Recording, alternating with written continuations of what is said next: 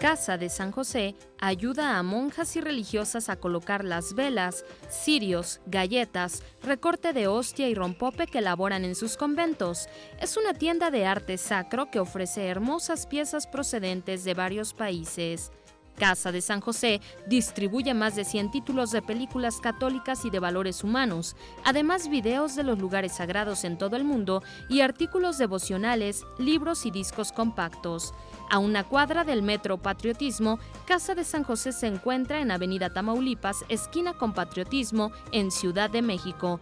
Catálogo de productos en www.casadesanjose.com.mx.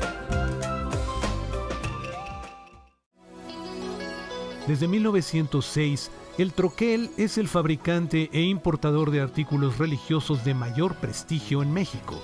Medallas, cruces, rosarios y crucifijos italianos y nacionales. Troquelación de medallas civiles, deportivas y religiosas. Máquinas alemanas para hacer hostias, incienso, pulseras y 1000 productos más. El Troquel, en Venezuela número 50, Centro Histórico. Pedidos al 55 5702 7088 y en www.troquel.com.mx.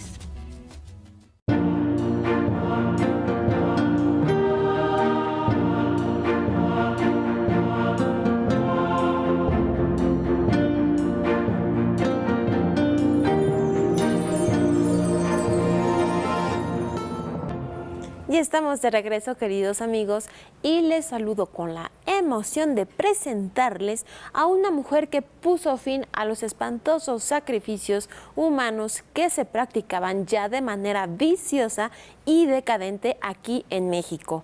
Una mujer que vino del cielo porque también es Madre de Dios y que también es Madre nuestra, y quien en una de sus apariciones anunció al nacimiento de esta nación mestiza, la Virgen de Guadalupe.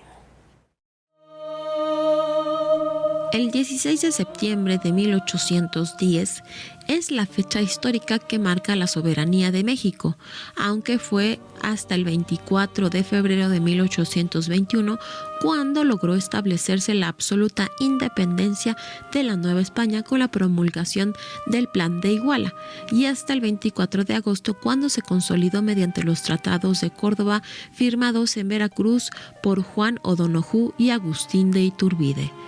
Pero México ya existía como nación desde siglos atrás. En efecto, entre la consolidación de la independencia en 1821 y la caída de la Gran Tenochtitlan en manos de Hernán Cortés en 1521, habían transcurrido 300 años, 3 siglos exactamente. Luego del destronamiento de Moctezuma, el último emperador azteca, los nativos mexicanos se encontraron desposeídos, deshechos, sin patria ni identidad, sin tierra propia, sin suelo, sin nación. Pero 10 años después, en 1531, la Virgen de Guadalupe se apareció 6 veces durante el mes de diciembre y se presentó así al indio Juan Diego Cuatlatoatzin.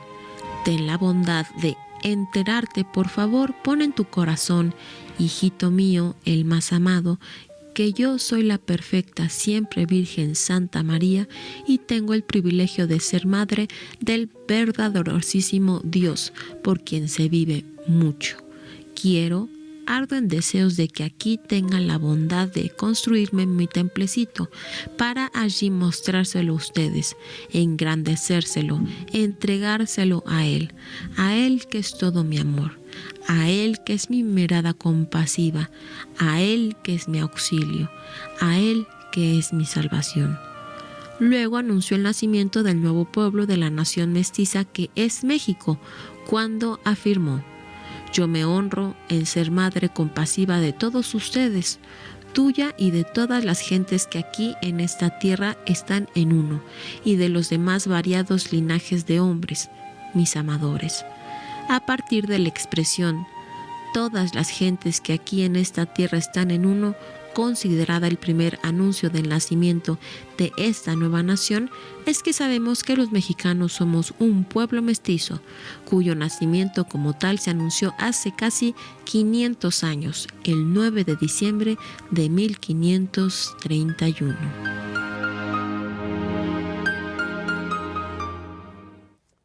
Pues sí, en efecto, que bien nos lo decía Marisa, la propia Virgen de Guadalupe anuncia el nacimiento de un nuevo pueblo, de una nueva nación. Eso es lo que somos los mexicanos. Los mexicanos somos mestizos, no somos indígenas, no somos españoles. No existía antes la fusión. Siempre cuando hay mestizaje surge el desarrollo. La historia lo ha demostrado. Los pueblos crecen, se desarrollan a partir del mestizaje. Pregúntele a los Estados Unidos.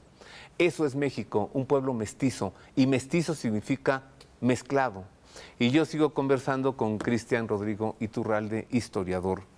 ¿Qué decir, Cristian, aquellos que argumentan que la caída fue porque los aztecas o mexicas se impresionaron al ver a un hombre barbado pensando que era Quetzalcóatl, y que los veían montados en un caballo pensando que era un ser no humano, y que entonces eso los impactó? ¿Cómo respondes a eso?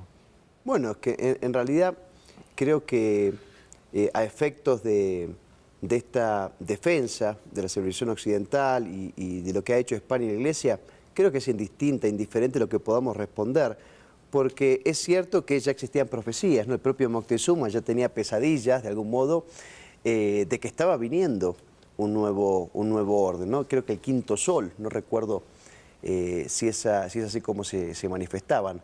Pero sea como fuere, en un momento después hubo que combatir, ¿verdad? Usted recuerde cuando es la famosa Noche Triste, ¿no? Que el reducto de españoles que había quedado allí en Tenochtitlán, al ver que estos aztecas estaban sacrificando indígenas, bueno, lógicamente quisieron parar la carnicería, matando a algunos indios que estaban matando, es decir, estaban defendiendo a los propios indios que estaban siendo asesinados por los aztecas, y deben salir ahí, por supuesto, corriendo, perseguidos por no sé cuántos cientos de miles de indígenas. Entonces, de algún modo, sí, en un primer momento, indudablemente, ellos veían de algún modo consolidada esa profecía, pero bueno, ya después hubo que combatir, y evidentemente España pudo vencer primero por el genio estratega, ¿no? Que fue Hernán Cortés, y por supuesto por la alianza con los otros pueblos indígenas. De modo que si en un primer momento pudieron haber estado impresionados, sí es posible. Ya después los vieron sangrar. Exactamente. Entonces, si sangran no son dioses. Exactamente. Bueno, ¿de dónde viene? ¿Cuál es el origen de esta repulsión, de esta aversión, de este odio hacia ese periodo de la historia del continente americano? ¿De dónde nos viene como para retirar la escultura de Cristóbal Colón del Paseo de la Reforma de la Ciudad de México, como para cambiarle el nombre al árbol de la Noche Triste? ¿Por qué querer borrar, eliminar, denostar una historia que no se puede cambiar? Esto debe tener una causa. Es que el trasfondo, creo que lo sabemos bien vos y yo, Roberto, de Tuteo, que el trasfondo de todos estos ataques, ¿no?, contra nuestra cultura, etcétera, el trasfondo es teológico, indudablemente. O sea, acá hay una guerra que es, si bien se manifiesta para muchos de un modo cultural, pero es una guerra teológica, es una guerra espiritual, es una guerra entre el bien y el mal. En definitiva, es una guerra contra Cristo. Es el odium Christi. Usted fíjese que ¿por qué se ataca tanto, habiendo habido tantas conquistas a lo largo de la historia, pero conquistas realmente expoliadoras, sangrientas, como la de los británicos, los holandeses? Se acuerdan solo de España. Y justamente se acuerdan de aquella que realmente procuró actuar del modo más cristiano posible.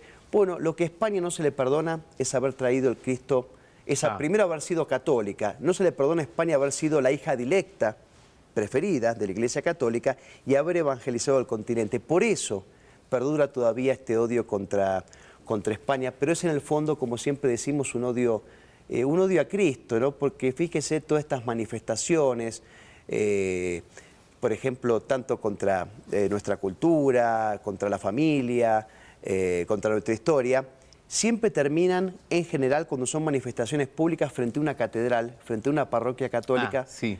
pretendiendo vandalizarla, profanarla, incendiarla. Y bueno, acá vemos que en realidad lo que mueve realmente a estas personas es un odio profundo hacia Cristo. Sí, qué cosa, ¿verdad? Que el presidente de los Estados Unidos no le exija una disculpa a la corona británica, donde allí sí aplicaría porque llegaron ingleses a lo que es hoy Estados Unidos y allí sí fue el exterminio de los búfalos y de los indígenas. Totalmente. Acabaron el pobre toro sentado y caballo loco en espectáculos de circo, ¿no? Los grandes líderes de los indígenas. Y fue colonia. Sí. Como colonia fue en Brasil, portugueses, no México. México nunca fue colonia, fue un virreinato. Exacto. Y esto tiene dignidad. Totalmente. Y esto lo reconocen incluso historiadores liberales no católicos, que nosotros, los pueblos hispanos, fuimos parte integrante de esa corona. No fuimos colonia al modo británico, que usted fíjese, por ejemplo, que la propia Australia, digamos, para que puedan penetrar los ingleses, exterminaron completamente a la población nativa y cómo se puebla Australia, por ejemplo, abre las cárceles Inglaterra y manda toda la lacra social y las manda a habitar Australia. Y así se ha manejado históricamente, masacrando, extrayendo los recursos de cada nación. Es decir, que no se entiende cómo nadie diga nada o nadie se acuerde de los desmanes, ¿no?, de los británicos, protestantes o holandeses, y todos se acuerden justamente o nos acusen a los católicos y a los hispanos, ¿verdad? Son cosas que no se entienden, salvo que veamos que en el fondo es un odio contra Cristo, y la verdadera iglesia de Cristo es la iglesia católica. Sí, no hay una voz que se levante contra las arbitrariedades que se cometieron en los Estados Unidos por parte de los ingleses, porque esos ingleses son protestantes, Exacto. anglicanos. Entonces, la razón, el germen es un odio hacia la iglesia. Sí. ¿Es la razón? Para mí, Roberto, yo estoy convencido de que realmente es así. En última instancia, siempre el ataque es contra la Iglesia Católica. Por eso repito, bueno, si bien ahora es cierto que también hay grupos protestantes que acompañan en algunas cuestiones, por ejemplo, pro vida, a la Iglesia, ¿no? Está bien, pero en realidad usted fíjese que el ataque no es contra las denominaciones protestantes, sino contra la Iglesia Católica. Yo siempre recuerdo, por ejemplo, uno de los más reputados, digamos, exponentes del marxismo de los años 50, un marxista que se llamaba Henry Lefebvre, y él decía, y lo dijo literalmente en un libro que se llama El marxismo, el único enemigo del marxismo, el verdadero enemigo del marxismo, es la Iglesia Católica. No habla, y dice, no los protestantes, la Iglesia Católica es el verdadero enemigo del marxismo o posmodernismo. Entonces, me parece que queda claro cuando ellos mismos lo reconocen. Sí. Vamos a cambiar un poco de tema, queridos amigos. Vamos a ver cuál es el Evangelio de hoy, la palabra de Dios para este domingo. ¿Qué nos dice el Evangelio? Esto.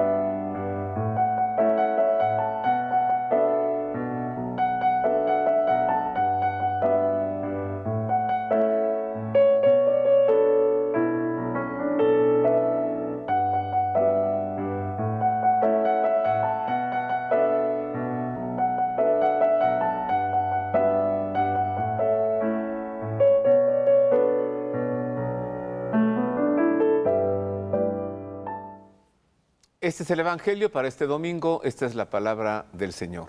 Yo sigo conversando con Cristian Rodrigo Iturralde, historiador. Pues se nos ha ido el tiempo tan rápido. Sí, la verdad que sí. Y nos has hecho ver muchas cosas. Tengo 3 minutos más. Prácticamente vayamos a conclusiones, Cristian. Sí. ¿Qué concluyes de la conquista de México? Bueno, oye, y de América, ¿no? De América. Miren, yo creo que realmente fue un proceso único en la historia que todos deberían reivindicar, todos deberíamos reivindicar por haber sido realmente el proceso, creo yo, de intervención más justo que ha existido en la historia. No existe otro ejemplo donde los conquistados o los vencidos, por llamarlos de algún modo, tienen ipso facto en el momento los mismos derechos que los conquistadores, porque desde el día 1 los indígenas son iguales que los españoles ante la ley. El caso que usted ha contado de Isabel la Católica. Todo indio es tan hijo mío como el cristiano más viejo de Castilla. Entonces digo, esa igualdad, esa integración plena del indígena a la civilización occidental cristiana, a la civilización rectora, que de algún modo venía de otro lugar, no existe eso en ningún otro lado. O sea, los verdaderos derechos humanos comienzan realmente con España y con la Iglesia Católica, en mi opinión, Roberto querido. Una cosa más, Cristian, gracias. ¿Qué diferencia hay en la idiosincrasia, en la manera de ser de un pueblo que es conquistador y un pueblo que es conquistado?